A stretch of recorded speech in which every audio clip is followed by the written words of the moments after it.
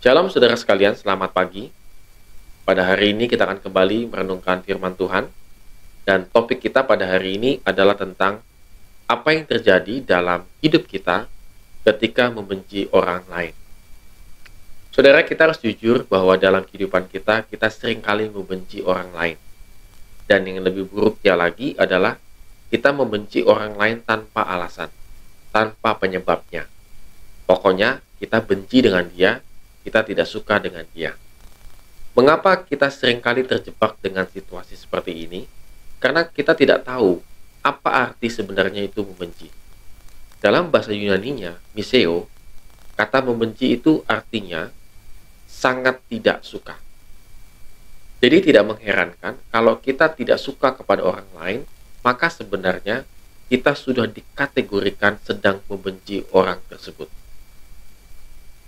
Walaupun kita bilang, aku nggak suka dengan gaya bicaranya, aku nggak suka dengan penampilannya. Saudara, itu sudah dikategorikan membenci.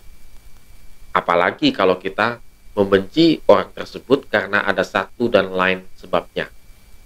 Misalnya kita kecewa dengan dia, lalu kita membenci orang tersebut, ataupun kita menilai orang tersebut jelek di mata kita pun membenci orang tersebut. Jadi banyak alasan kenapa kita membenci orang lain. Tetapi pada dasarnya, pada intinya adalah kita tetap saja membenci. Nah, ketika kita asik membenci begitu ya, kita tidak suka dengan orang lain, entah apapun itu judulnya, pokoknya kita tidak suka, maka kita tidak tahu apa yang terjadi dalam kehidupan kita. Kita tidak sadar sebenarnya apa yang sedang terjadi dengan diri kita ini ketika kita tidak suka dengan orang lain atau membenci orang lain. Firman Tuhan mengatakan demikian dalam 1 Yohanes pasal 2 ayat 9 sampai dengan 11. Barang siapa berkata bahwa ia berada di dalam terang, tetapi ia membenci saudaranya, ia berada di dalam kegelapan sampai sekarang. Barang siapa mengasihi saudaranya, ia tetap berada di dalam terang dan di dalam dia tidak ada penyesatan. Tetapi barang siapa membenci saudaranya, ia berada di dalam kegelapan dan hidup di dalam kegelapan. Ia tidak tahu kemana ia pergi, karena kegelapan itu telah membutakan matanya. Saudara, firman Tuhan ini sungguh tajam kalau menurut saya ketika kita berbicara tentang membenci. Yang pertama adalah, jika kita membenci seseorang, maka kita masih di dalam kegelapan. Mungkin kita akan berpikir bahwa, bukankah saya sudah menjadi percaya kepada Kristus? Bukankah saya sudah mengikut Kristus? Maka seharusnya hidup saya di dalam terang. Justru itu kata Yohanes. Ketika engkau sudah menerima terang di dalam Kristus, maka seluruh hati kita, pikiran kita, itu harus menjadi terang. Tidak ada lagi kegelapan. Karena kebencian itu hasilnya adalah kegelapan. Sadar tidak sadar, saudara, bahwa ketika kita membenci seseorang, kita hidup di dalam kegelapan.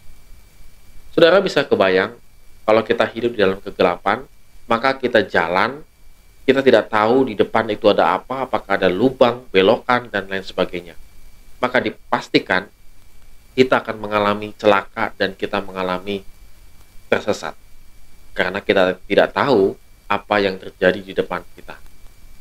Jadi saudara, tidak mengherankan dalam kehidupan kita, ketika kita sedang membenci seseorang, maka kita menjadi gelap pikiran kita. Orang yang tidak kita suka itu, orang yang kita benci itu, kalau melakukan satu kebaikan saja, kita langsung menganggapnya dengan hal yang negatif. Betul kan?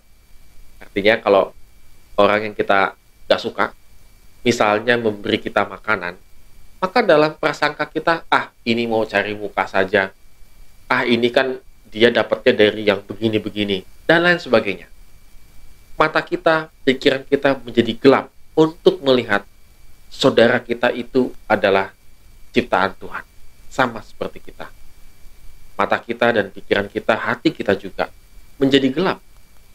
Bahwa saudara kita yang kita benci itu, orang yang kita benci itu, adalah orang yang juga dikasihi oleh Tuhan, sama seperti kita.